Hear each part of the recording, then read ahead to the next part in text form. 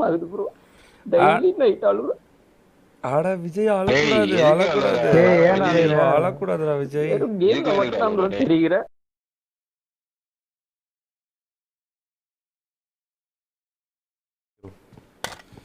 Interview okay இப்போ கேக்குதாடா? கேக்குது ப்ரோ கேக்குது. உன் பேர் என்ன? என் பேர் பிரசாந்த் bro. அப்படியா? அப்புறம் ஏன் விஜய்னு வச்சிருக்க? என் பேர் எங்க அப்பா பேர் வந்து அம்மா புரியல புரியல. என் பேர் பிரசாந்த் ப்ரோ. ஆ எங்க அப்பா வச்ச பேரு. எங்க அப்பாவுக்கு வந்து பிரசாந்த், எங்க அம்மாவுக்கு வந்து ஒரு நடிகர் பேர் ரெண்டுமே அது. ஆமா. ஓ அம்மா அப்பா விஜய் பிரசாத். உங்க சின்ன அப்பா வயசுலயே பிரிஞ்சுட்டாங்க ப்ரோ. ரெண்டு பேருமே சின்ன வயசுலயே பிரிஞ்சுட்டாங்க. ஐயோ. எனக்கு நான் சின்ன ஸ்டோரி முதல்ல இருந்து எனக்கு தெரிஞ்ச அளவுல இருந்து சொல்றேன். எனக்கு 1 ஏஜ். ஏன் விட்டு விட்டு கேக்குது? விட்டு விட்டு கேக்குதா ஆ இப்போ? ஆமா உன் வாய்ஸ் விட்டு விட்டு கேக்குது. கேக்குது கேக்குது. இப்போ கேக்குது. நான் கரெக்டா எனக்கு வந்து 7 ஏஜ் இருக்கும். அப்பா அம்மா எப்பயோ பிரிஞ்சுட்டு இருக்காங்க. நான் சின்ன வயசா இருக்கும்போது பிரிஞ்சுட்டாங்க. கார் வந்திருக்கு. சின்ன வயசா இருக்கும்போது பிரிஞ்சுட்டாங்க. அம்மா கூட தான் இருந்தேன் 7 வருஷம். கரெக்டா 7 ஏஜ் ஆகும்போது எங்க அம்மா வந்து செகண்ட் மேரேஜ். அதுக்கப்புறம் எங்க அம்மா என்ன பண்ணாங்க, அவங்க கூட இருக்க முடியாதுன்னு சொல்லிட்டு எங்க பெரியம்மா வீட்டுல கொண்டு போயிட்டாங்க. பெரியம்மா வீட்டுல தான் படிக்கவே ஆரம்பிச்சேன். 6th ஸ்டாண்டர்ட் வரைக்கும் இங்க பெங்களூர்ல இருந்தேன். பெங்களூர் தான் அப்போ இருந்தது. பெங்களூர்ல இருந்தேன். ஒரு 6th ஸ்டாண்டர்ட் வரைக்கும் படிச்சேன். உங்களுக்கே தெரியும் அம்மா பாசம் எப்படி, பெரியம்மா பாசம் எப்படின்னு. சின்ன சின்ன விஷயத்துல இருந்தே காம்ப்ரமைஸ். அவன் பையனுக்கு பிறந்த நாள்னா புது ட்ரெஸ், நம்மளுக்கு யாரும் இல்லை அப்படின்ற ஃபீல். அம்மா வந்து எப்பனா ஒரு வாட்டி தான் வருவாங்க, பார்த்துப்பாங்க. ஏன்னா செகண்ட் மேரேஜ் ஆயிடுச்சுல, அவங்க கூட இருக்காங்க. எனக்கு அப்போ வந்து பிடிக்காது. ஒரு 8 இயர்ஸ் அப்பப்போ வந்து பார்த்துப்போங்க. என்ன மட்டும் கவர்மெண்ட் ஸ்கூல்ல, அவங்க பெரியம்மா வீட்டுல வந்து அவன் பையனை மட்டும் பிரைவேட் ஸ்கூல்ல சேர்ப்பாங்க. அப்பத்துல இருந்தே அந்த இஷ்யூ எல்லாம் இருந்தது. எங்க பெரியம்மா வந்து எங்க அப்பா கூட பேசுவாங்க. ஃபர்ஸ்ட் டைம் எனக்கு ஒரு 11 ஏஜ் இருக்கும்போது வந்து எங்க அப்பா கிட்ட கூட்டின்னு போறேன்னாங்க. அப்போ வந்து எங்க அப்பா கிட்ட கூப்பிட்டு அவங்க வந்து சென்னையில இருக்காங்க. சரி அங்க போய் பார்த்துட்டு வரலாம்னு சொல்லிட்டு நான் எங்க வீட்டுல வந்து நானும் எங்க அக்கா 2 பசங்க. அதாவது ஃபர்ஸ்ட் மேரேஜ் ஆச்சுல அவங்களுக்கு. எங்க அம்மாவுக்கு 2 பசங்க. போலாம்டா டேய். ஒரு நிமிஷம் விஜய். வண்டியில விட்டு போயிடலாம். வண்டியில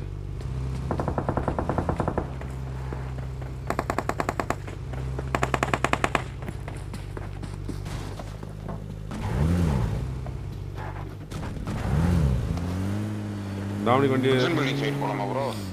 வேணா போயிடலாம். வேணாம் வேற எங்கனா போயிடலாம். கமாஸ்கி போயிடலாம் ப்ரோ.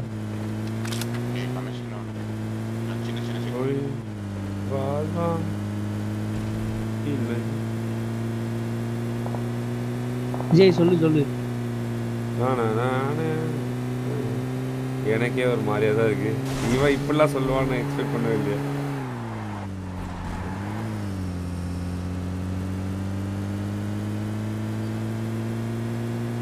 சர்ப்ரைஸ் அப்படின்னா சொல்லு. நான் வந்து சிக்ஸ்த் வந்து படிச்சுட்டு இருக்கேன். அப்போ ஒரு 6 வருஷம் எங்க பெரியம்மா வீட்லயே போயிடுச்சு. எங்க பெரியம்மா வீட்லயே ஒரு 6 வருஷம் போயிடுச்சு. அதுக்கப்புறம் வந்து எங்க பெரியம்மா வந்து எங்க அப்பா கிட்ட பேசிட்டு இருந்தாங்க. ஒரு வாட்டி கூப்பிடுவாங்க பையனை பார்க்கணும் அப்படின்னாங்க. அப்போ வந்து எங்க அக்கா, நானு, பெரியம்மா எல்லாருமே சரி பார்த்துட்டு வரலாம்னு சொல்லிட்டு எங்க அப்பாக்காக கிளம்பணும். எங்க அப்பா பார்த்துட்டு வரலான்னு. அங்க போனதுக்கு அப்புறம் வந்து அவங்க எல்லாம் நல்லா பேசுவோம். அவங்க ஏன் பெரியம்மா வீட்டுல எங்க அப்பா கூட இருந்துடலாம் அப்படின்னு தோணுச்சு. சரி எங்க அப்பா கூட இருந்தெல்லாம் சொல்லிட்டு எங்க அப்பா கூட இருந்துட்டே இருந்தோமா. அப்புறமா தான் தெரியும் எங்க அப்பாவும் இன்னொரு மேரேஜ் பண்ணிக்கினாரு. அவங்களுக்கு ஒரு குழந்தை இருக்குது. அவங்களையும் தங்கச்சின்னு கூட சொல்றாங்க.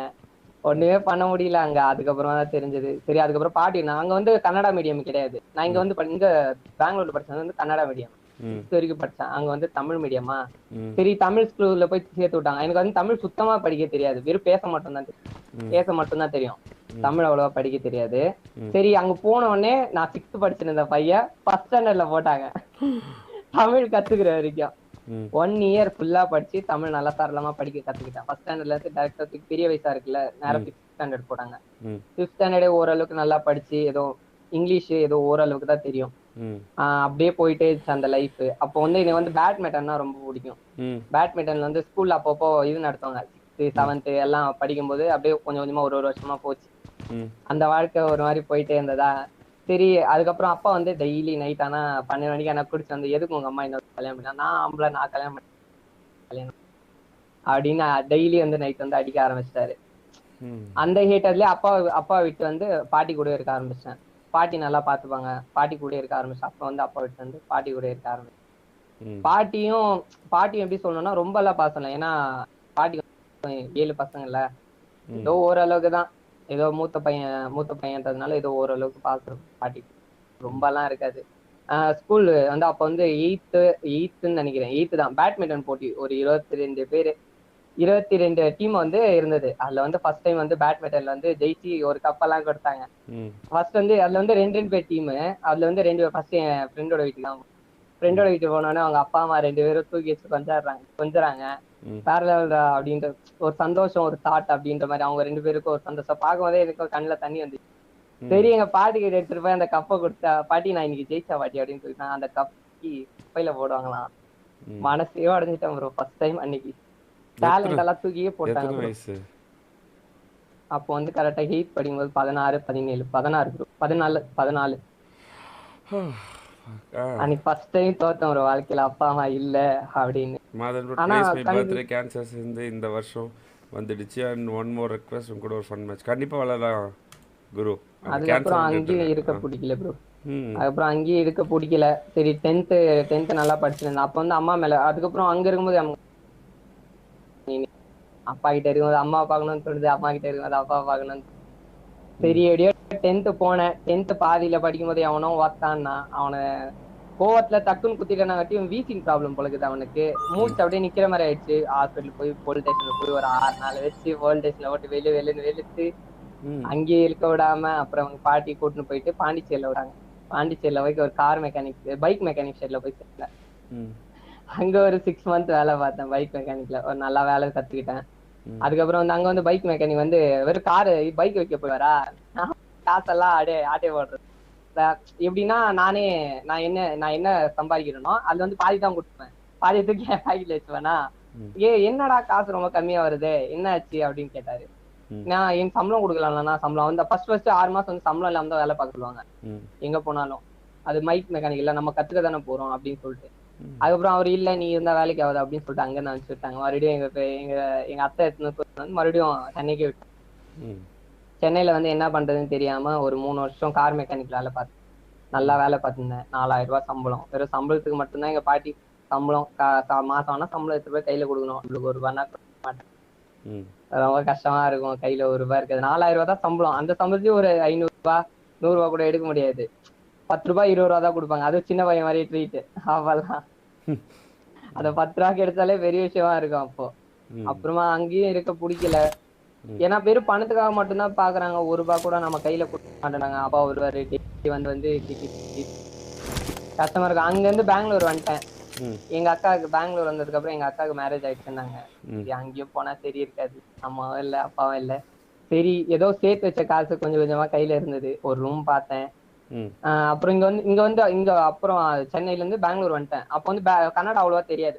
ஏன்னா ரொம்ப வருஷம் அங்க இருந்துட்டேன்ல, கன்னடா வந்து அவ்வளவா தெரியாது. இங்க வந்து மெக்கானிக் வேலை கேட்டு பார்த்தேன், யாரும் கொடுக்கல. ஏன்னா தமிழ் பையன்ல, மெக்கானிக் வேலை அவ்வளவா கொடுக்கல எங்க பெங்களூர்ல. அவ்வளவு சீக்கிரம் நம்மள யார் சரின்னு சொல்லிட்டு ஏதோ ஒரு இருக்கிற வேலை ஹவுஸ் கீப்பிங் வேலை தான் கிடைச்சது. அப்படி ஸ்கூல்ல ஹவுஸ் கீப்பிங் வேலை செஞ்சு அங்கிருந்து ஏதோ ஓரளவுக்கு வேலை செஞ்சுட்டு இருந்தேன். அப்படியே அங்கேயே நான் வேலை செஞ்சிருந்த இடத்துல சூப்பர்வைசர் மாதிரி ஒரு 7 பேர் வச்சு வேலை வாங்குற மாதிரி ஒருத்தர் ஒரு நல்ல மனுஷர் இருக்கு. நல்ல வேலை அவரை பிடிச்சி ஏதோ இங்கிலீஷ் எல்லாம் ஓரளவுக்கு பேசி அவர்கிட்ட இருந்து அந்த சூப்பர்வைசரிங் வேலை கிடைச்சது. அப்படியே அங்க இருந்து ஒரு 10,000 சம்பளத்துக்கு மாறினேன். அப்படியே கொஞ்சமா மாறிட்டே இருந்தேன். ஆனாலும் ஒரு ஏக்கம், அம்மா கிட்ட போனாலும் இருக்க முடியாது. ஏன்னா அவங்களும் செகண்ட் மேரேஜ் பண்ணிட்டாங்க. அப்பா கிட்ட போனாலும் அவங்க ஒரு செகண்ட் மேரேஜ் பண்ணாங்க. ஆனா 2 பேரும் அவங்க மேரேஜ் பண்ணி சந்தோஷமா இருக்கிறாங்க. ஆனா எங்களை மட்டும் வழிவர் நடு யாருன்னா ஒருத்தராவது படிக்க வச்சு ஒரு பெரிய ஆள் ஆக்கிருக்கலாம். 2 பேருமே இல்ல. வரக்கூடாது. you learned about life. ரொம்ப கஷ்டமா இருக்கு ப்ரோ. Daily night அழுறேன். ஆடா விஜய் அழக்கூடாது. அழக்கூடாதுடா விஜய். நிஜமான வாழ்க்கையில சிரிச்சதே இல்ல. ஆட நீ பெருசா ஜெயிப்படா. you learn several things. நெருப்புல விழுந்த கத்தி மாதிரி. ரொம்ப கஷ்டமா இருக்கு ப்ரோ. யாராவது ஒருத்தராவது இருந்து காப்பாத்திருக்கலாம். ஆட நீ அவங்க தாண்டா வாழ்க்கை பார்த்து அவங்க சந்தோஷமா இருக்காங்க. நீ தாண்டா ஜெயிப்ப, அவங்க ஜெயிக்க மாட்டாங்க. நீ தான் ஜெயிப்ப. ஐய அழக்கூடாது இதுக்கெல்லாம். நானும் வீட்டு விட்டு ஒருத்தராவது வரும்போது எந்த இருந்திருக்கலாம்ல சப்போர்ட்ல ப்ரோ. இருந்தா டே வந்தேன். அதுக்கப்புறம் நானே யாரு சரி அப்படின்னா இதெல்லாம் பார்த்தா ஒண்ணும் இல்ல. நானும் இங்க தனியா தானே இருக்கேன். இருக்கிறதுக்கும் அவங்க சந்தோஷமா இருக்கு. எவ்வளவு நான் different இருக்குல்ல bro. 17 வயசுல ஒரு நானும் தானே கல்யாணம் பண்ணி தனியா இருக்கேன். போயிட்டாங்க. அட லூசு அழக்கூடாது. சரி, இதுக்கெல்லாம் அழாதடா விஜய். இதுக்கெல்லாம் நீ அழக்கூடாதுடா. இது பண்ணலாம்.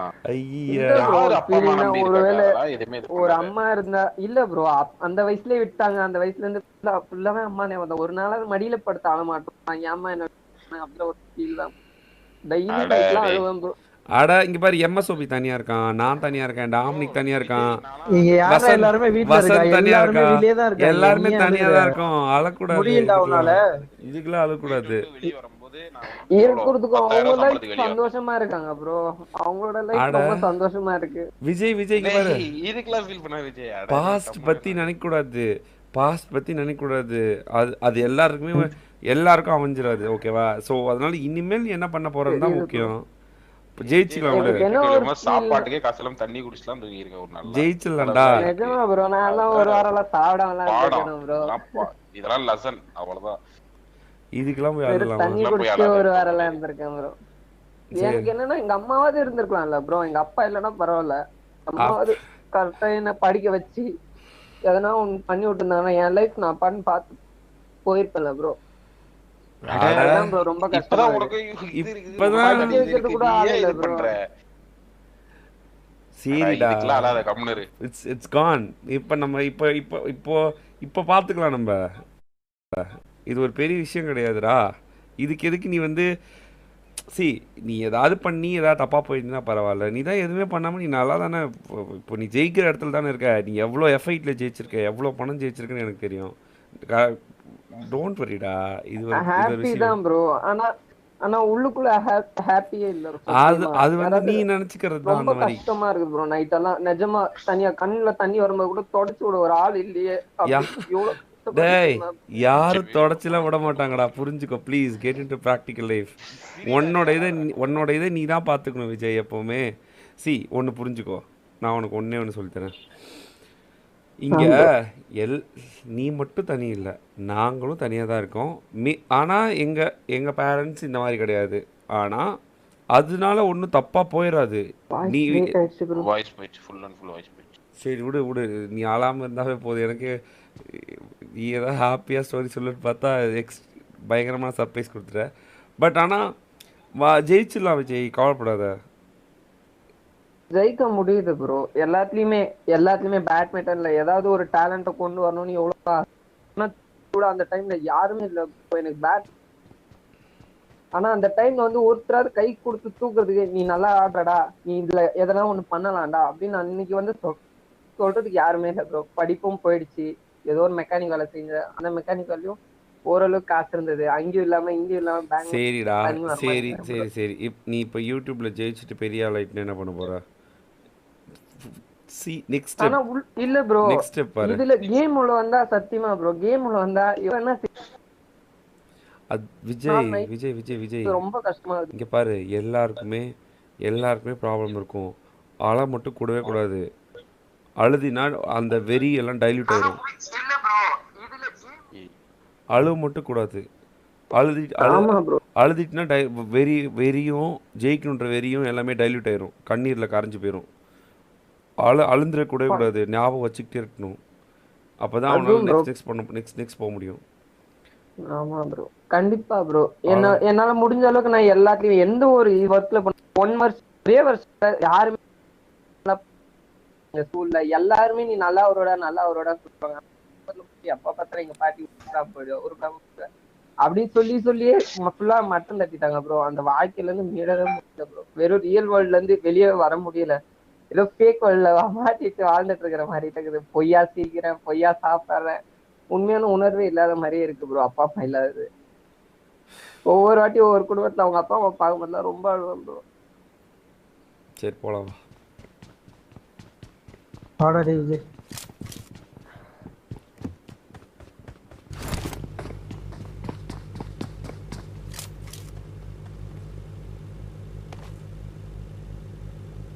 சோபி. சிச்சுவேஷன் வில் சேஞ்ச் விஜய், கவலைப்படாத. போடாடி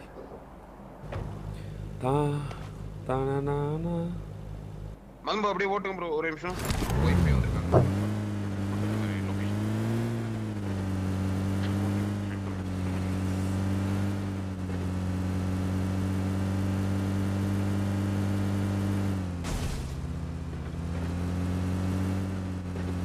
எனக்குலாம் என்ன சொல்றதுன்னே தெரியல. அவன் ஏதோ சொல்லுவான்னு பார்த்தா அவன் ஏதோ சொல்றான். எனக்கு இந்த மாதிரி ப்ரோ ரொம்ப சின்ன வயசுல இருந்தே நிறைய எழுதிட்டு இருக்கேன் ப்ரோ. அழுவாத நானே அழக்கூடாது. எங்க பெரியம்மா வீட்டுல எல்லாம் இருக்கும் போதெல்லாம் எவ்வளவு தெரியுமா அழுதுருப்பேன். அவங்க பையனுக்கு மட்டும் புது ட்ரெஸ் எங்க அம்மா இருந்தா எனக்கு வாங்கி போட்டிருப்பாங்கல்ல, அது ஒரு தாட் தான் ப்ரோ. டேய் யூ லேர்ன் ரா. டேய் நீ கத்துக்கிட்ட விஜய், புரிஞ்சுக்கோ. You are learning. பார்த்து வலியை ரொம்ப கொடுத்துட்டாங்க ப்ரோ. பார்க்காம இருந்திருந்தா கூட பரவாயில்ல, அப்பா அம்மா பிறந்த போதே செத்துட்டு இருந்தா கூட சந்தோஷமா இருந்திருக்கும் ப்ரோ. ஆனா அவங்க இருந்து அவங்கவுங்க லைஃப்பை மட்டும் அவங்க ஒரு மேல் பண்ணிக்கிட்டாங்க, இவங்க ஒரு மேல் பண்ணி ரெண்டு பேருமே ரொம்ப ஹாப்பியா இருக்காங்க. நடுவுல கோமாளி மாதிரி நாங்க தான் மாட்டிக்கணும். எங்க அக்காவும் கல்யாணம் பண்ணி அவங்க பாட்டு போயிட்டாங்க. என்னன்னு கூட கேட்கறது இல்ல. ஏதோ ஒரு ஒரு 6 தெரு தள்ளி தான் இருக்கிறாங்க. வந்தா என்னன்னு கேட்பாங்க, போயிடுவாங்க, அவ்வளவுதான். லைஃப்ல ரொம்ப அழுதுட்டேன் ப்ரோ. இதுக்கப்புறம் அழுவே கூடாதுன்னு இருக்கேன். இல்ல இல்ல இல்ல சி டோன்ட் வரி. நீ வந்து உன்னோட செகண்ட் பார்ட் ஆஃப் லைஃப் வந்து ரொம்ப நல்லா இருக்கும். Don't worry. உனக்கு தெரியும் என்னென்ன மிஸ்டேக் பண்ணவே கூடாது அப்படின்னு. So don't worry.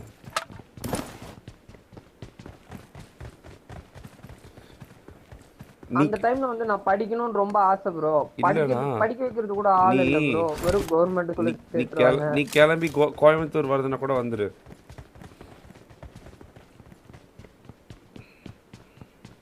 நீ எந்த ஊர்ரா? பெங்களூர்ல தான் ப்ரோ இருக்கேன், மெஜஸ்டிக்ல. இல்லடா அதுல இருந்து அங்கே தானா? சொன்னனே ஃபுல்லா. நீ வசந்த் இவங்க எல்லாமே வந்து ரூம் எடுத்து தாங்க போகிறாங்க. நீ அங்கே பேசாமல் நீ அங்கே வந்துடு, கோயம்புத்தூர் வந்துடு. நீ ஏன் தனியாக இருந்துட்டு சும்மா எப்போ பார்த்தாலும் ஏதாவது ஒன்று நினச்சிட்டே இருக்க? ஒன்றும் இல்லை ப்ரோ, அந்த சின்ன ஃபீல் தான். நைட் படுக்கும்போது மட்டும்தான் தூக்கம் வராது. மற்ற டைம்ல கேம் வந்தா அதெல்லாம் ஜாலியாகவும். ஆமா ஆமா நான் பாக்குறேன், நீ எப்பவுமே ஆன்லைன்ல தான் இருக்க. அந்த லைஃப் வந்து ரொம்ப நல்லா இருக்குது ப்ரோ. கேம்ல வந்தா மறந்துடுறேன், பட் தூங்க போகும்போது ரொம்ப வலிக்குது ப்ரோ. ஏன்டா என்ன மட்டும் இப்படி பண்ணிட்டாங்க அப்படின்னு மாறிடுடா. டேய் சி நீ வந்து லைஃபை மாத்தணும்னு ரொம்ப நாளா முயற்சி பண்றேன் ப்ரோ. என்னால முடிஞ்ச அளவுக்கு அந்த மறந்துடணும், அந்த இதுவே இருக்கக்கூடாது அப்படின்னு எவ்வளோ ட்ரை பண்றேன். நான் எப்படி போயிட்டு இருக்கேன். வாழ்க்கையில நிறைய இடத்துல தோத்துட்டேன் ப்ரோ.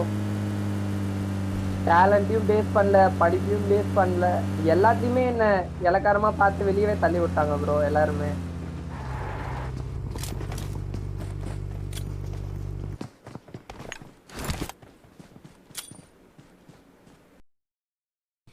கமான் கைஸ், பார்த்துட்டுலாம் மறக்காம லைக் பண்ணுங்க, ஷேர் பண்ணுங்க, சப்ஸ்கிரைப் பண்ணுங்க, மறக்காம பெல் ஐக்கன் அழுத்தி ஆல் பண்ணுங்க. இந்த மாதிரி வர மாதிரி கைஸ், வர மாதிரி